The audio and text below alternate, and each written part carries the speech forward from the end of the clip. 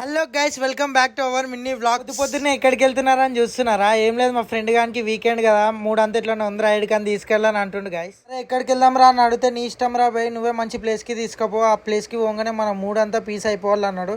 సరే అని చెప్పి మనకు తెలిసిన ప్లేస్ కి అయితే తీసుకొని పోతున్నా. గైస్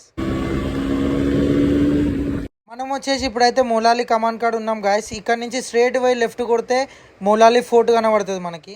వెహికల్ అయితే పార్క్ చేసి స్టెప్స్ ఎక్కడం అయితే స్టార్ట్ చేసాం. గాయస్ అయితే ఫోన్ మాట్లాడుకుంటా స్టెప్స్ ఎక్కుతుండే. గాయస్ నేను వీడియో తీసుకుంటా టైం పాస్ చేసుకుంటా స్టెప్స్ ఎక్కుతున్నా. ఫైనల్ గా స్టెప్స్ ఎక్కే వరకు వీని ఎనర్జీ అయిపోయింది. ఫైనల్ గా రీచ్ అయిపోయినాం. గాయస్ లొకేషన్ చూసి మా ఫ్రెండ్ గారు ఏమంటుండో మీరే వినండి ఒకసారి. లొకేషన్ చూసి మనోడు షాక్ అయిపోయింది. ఎట్లుంది అరే లొకేషన్?